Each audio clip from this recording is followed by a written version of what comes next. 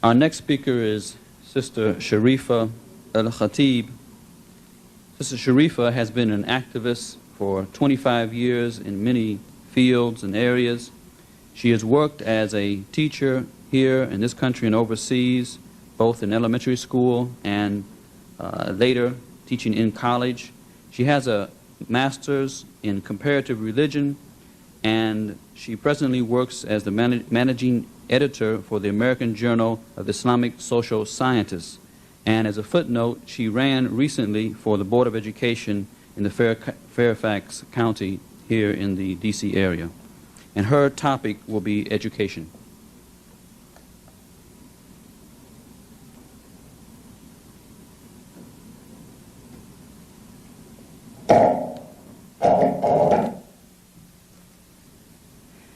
أعوذ بالله من الشيطان الرجيم بسم الله الرحمن الرحيم الحمد لله رب العالمين والصلاة والسلام على محمد صلى الله عليه وسلم وعلى أهله وصحبه أجمعين. I need to talk louder? Okay. I'm a bit short. I'm very happy that I was asked to speak today about education, because I believe that education is one of the most important areas that Muslims have to address. And while our objective, our final objective, is not just to become part of the system that we experience now and that we see, our objective, our final objective, is to create our own Islamic systems, and not only create Islamic systems for Muslims, but to look at all the other people who are sharing this country with us as potential Muslims. And if we look at them as potential Muslims and feel that we have the obligation, which Allah has told us, to try to bring them into the same style of thinking, into the same way of behaving, into the same objectives that we have, then we have to have some way that we can communicate with them and some way we can work with them. And in that long-range process of making America Muslim, all of America Muslim, then we have to have some actual short-range goals. We have to have some way of dealing with them and know how we're going to deal with them and in which ways, and be very calculated about it, or else we will not accomplish our goals. Is education political? Yes, it is. Education is extremely political because it shapes our minds, it shapes our idea of who we are and what we are, it shapes our ideas of what we can be. Yesterday when I was listening to one of the other speakers, I became amused because it reminded me of a situation with my own little daughter. It wasn't a speaker, actually. It was a person who stood up from the audience and said, "We're not American, we're Muslim." Well, I've always brought my children up, alhamdulillah, to think of themselves first, last, and always as Muslim. When we lived overseas in a Muslim country, I let them identify themselves as Muslims. And we lived there for 10 years. When we came back a year ago, my little daughter, who's in 2nd grade, kept saying to her teacher, "I'm not American, I'm Muslim." And after a while, I started getting notes coming home saying, "What does she mean?" You know? And I got the same sort of notes from the school where we were overseas, in a Muslim country, so-called Muslim country. The principal said, "What does she mean?" And she was in a Muslim country. And they would say, "Well, you're American, right?" She said, "No, I'm Muslim." And the principal here said the same thing. That shows that we have similar kinds of problems in approaching the field of education, whether we're living in a so-called Muslim country or whether we're living here in the United States. 6 months later, my daughter came to me and said, "Is there another thing that we're called American?" You know, she still isn't quite sure about it. Alhamdulillah, she's still identifying herself as a Muslim. I wanted to show, first of all, what did the Prophet ﷺ do in Mecca and in Medina in terms of education. Education was a priority for the Prophet. On an individual level, he used to spend hours and hours and hours just discussing things with people, listening to their problems, listening to their questions, answering them, and on a personal level, every single Asr time, afternoon time, he spent with his family educating them. He did not say, well, I'm a leader now and I don't need to do that. He spent every single afternoon with his family, exclusively, teaching them. And I would like to ask how many of our Muslim fathers and Muslim husbands do that today. The most active ones among the Muslims say, well, I'm a leader now. I don't have time for my family. And if they're not a leader, they say, that's what women are supposed to do. And they don't carry on that responsibility. The Prophet ﷺ was our best example. He spent 13 years in Mecca preparing minds. He spent 13 years preparing personalities. He spent 13 years developing a concept, and then he took it to Medina, and he carried it on there, and it was public, and it was established. And once he carried it on, and once he established it, he didn't leave it there. He continued to build it even to a better extent. Now, what did the Prophet do, ﷺ, when he was in Medina? He had to deal not only with Muslims, but with pagans and with Jews. And he did use deferential treatment. He did use different kinds of treatment between the three groups. But he drew their focus to the fact that there is something called an Islamic State, and you are going to be a part and parcel of that Islamic State. Are we at that position now? We're not. Can we try to act as if there is nothing out there, there is no public school education going on? No, we can't. We are in the process of developing Islamic education for our children. And yes, all of us have the hope and dream, inshallah, of creating not only Islamic schools that cooperate with each other, but Islamic school systems that would span the country. That's where our further objective is. And we want to make those schools so good that the non-Muslims will be signing up in long lists to enter them because they're excellent. We want to be dedicated to excellence. But are we there yet? No. We're not. So in the meantime, what do we do with the millions of Muslim children who are going to public school? We've got to do something with them, and we've got to be involved in some way. In dealing with this process, in dealing with the process of reaching our larger goals, we have to define who we are and what we are. And the major part of that definition is to remember the ayah of Allah. Bismillah ar-Rahman ar-Rahim. مَا خَلَقْنَا الْجِنَّ وَالْإِنسَانَ إِلَّا تَعْبُدُونِي. I did not create men and jinn except to worship me.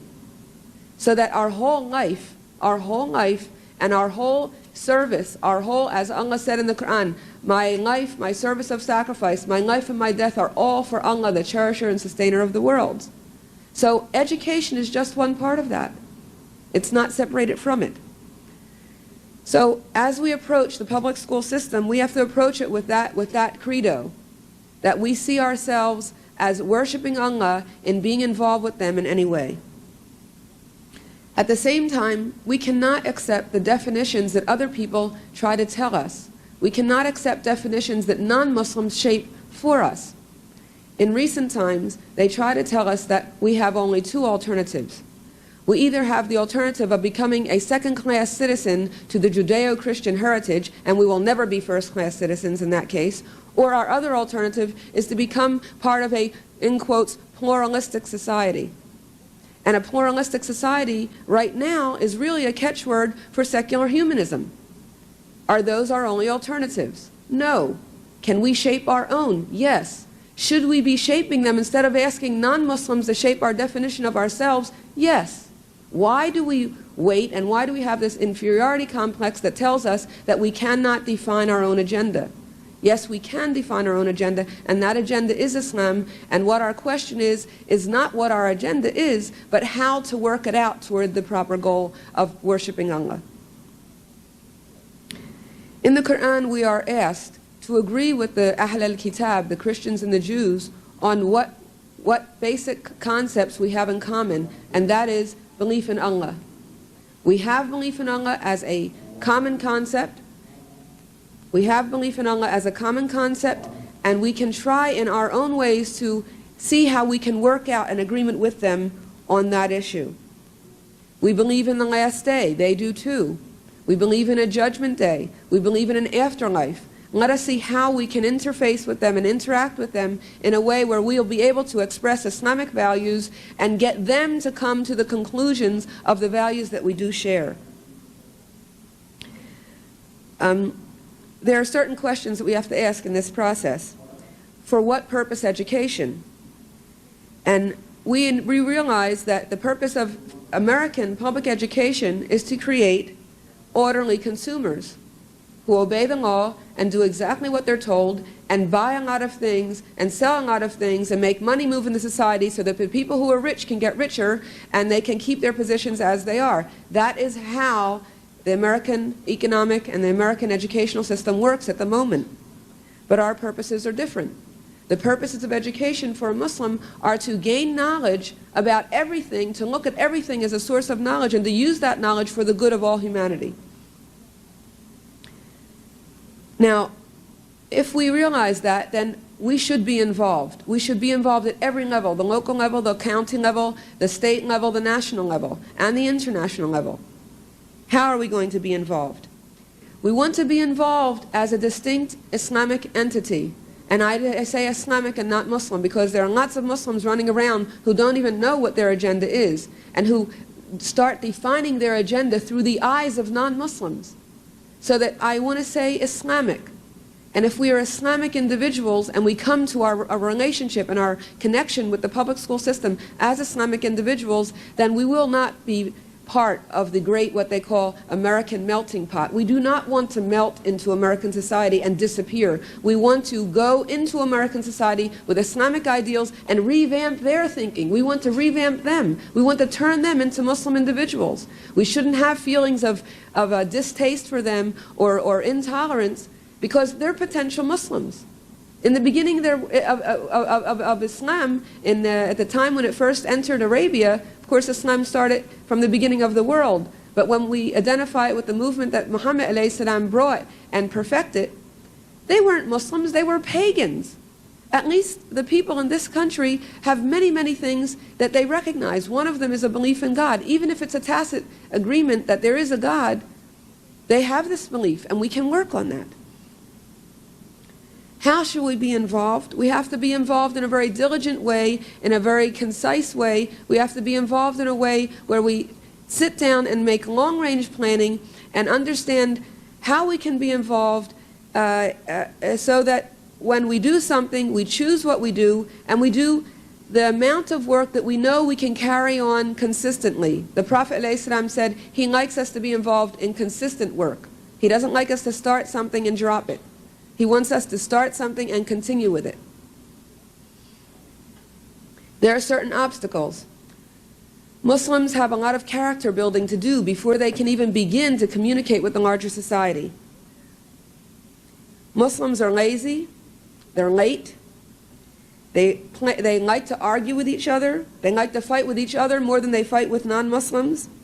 They have an inability to analyze and synthesize ideas. They're not solution-oriented, they're problem-oriented. And they have a real problem with constructive criticism, and they have even a greater problem if that constructive criticism comes from women. We have another problem, that is our conception of ourselves and the non-Muslim conception of who we are. A lot of times we define who we are by what they say we are. And a lot of times our definition is defined by what we want and not what Allah wants. One speaker yesterday, Siraj Wahaj, talked about Allah's agenda. How many of us really are trying to institute Allah's agenda and not our own. Most of the non-Muslims see us as other because they don't see us. Muslims are not involved in anything when it comes to education, politically, or any otherwise. Muslims are very quiet. They're almost ashamed to say, I'm Muslim. I went to a local high school in the area where I live about 6 months ago, and I knew about 30 of the Muslim children who were in that one Muslim high school, and among all the 30, there were only 2 kids who said, Assalamu alaikum. They were ashamed to signify that they were Muslim. I thought that was pitiful. And these kids come from so-called activist Muslim parents who haven't even built in their children the pride to say Assalamu alaikum. We have to start motivating ourselves and our children to be further involved. If you don't mind, I'll just take about 3 minutes. Is that all right? No? I just asked the chair if it's all right. Okay. To talk about what kinds of involvements we can have. On the local level, we need to volunteer much more readily than we do now. The way to get recognition, the way to get acceptance, the way to be able to be in a position to express Muslim concepts is to volunteer. First thing is the PTA. Most Muslims are not involved in the PTA whatsoever, the Parent-Teacher Association. They don't even go to the meetings. They don't know what's going on with their kids in the public school. Second thing are the school board meetings. School board meetings are public. In a lot of cities, they have them on television, which is wonderful. You don't even have to go out of your house. Just turn it on and find out what they're doing with your kids in the public school. Comes on every month. If it doesn't come on, make an effort to go at least 3 or 4 times a year to the school board meeting and find out what they're talking about, what their ideas are. Okay, you can become an office assistant, you can become a reading assistant, you can become a library assistant and try to buy Islamic books or get them from organizations and give them to your local school library. You should try, and we should all be involved in developing Arabic language courses in the public schools, because one way of introducing non-Muslims to Islam is to have them come and be a part of Arabic courses, Arabic language courses. And don't forget, classical Arabic is the Quranic Arabic. So when we say Arabic courses, we're talking about classical Arabic, and our real agenda is Quranic Arabic. And that's a good way of introducing Islam to non-Muslims. We should try to be on the book review committees. There are book review committees for every type of subject, for the social studies books, for the literature books. Muslims need to join those book review committees and see what they're writing and have an input into how the curriculum will be. The book companies do listen to these book review committees, and they have to adjust, because if they don't, they won't be bought for that school system. We should be involved in the family life education. In Fairfax County, for instance, they just passed a new family life education curriculum for, not the curriculum, but the plans for the curriculum that are teaching our kids horrific things. For instance, they're going to teach our children from first grade and second grade and third grade that they may or may not accept a friendly touch from their parents. And if they don't like the touch, they should stand up loudly and say no. They're teaching them this from kindergarten. And unless we know what they're teaching, we will not be able to change it. They're teaching our 7th graders that the classroom teachers are going to sit there and decide for your child what their future goals should be. That's part of family life education. They were going to teach them that abortion centers are a community resource. This is all part of family life education. If you don't know what it is, you cannot help. You cannot change the ways things are going to be taught. You've got to get in there and be involved. The Human Relations Committee. Muslims should join the Human Relations Committee, because many of the issues that impinge on the way Muslims are being taught are dealt with in the Human Relations Committee. We should join teachers' unions and encourage Muslim children to be teachers. We should join the Gifted Children Program, the Personnel Advisory Committee, and the school board. We should try to be on the school board. On a county level, they have the Human Rights Commission, the Human Services Council, the Juvenile Court Advisory Committees, drug committees, Board of Education that we should try to have members on, as I said, the Mayor's Advisory Council, and with the State Board of Educations. On the national level, we have the National Education Association, the American Federation of Teachers, to name a few. We need, inshallah, in the future to develop a National Muslim Council of Education. And within that National Muslim Council of Education, we need to do many, many things, a few of which are to make a list of acceptable books for the book companies, to have a speakers bureau for schools, to have a federal funds data bank so that we can let Muslims know what federal funds are available that they can have access to have a federal law data bank so that Muslims know what the federal laws are, to use them for the good of Muslims. We should be able to have a national place where we distribute Islamic books to public school systems, and we should coordinate the outreach programs to teachers and to non-Muslims through the public school systems. I hope that, inshallah, we will at some point be able to develop such a national council. Shukran. Wassalamu alaikum wa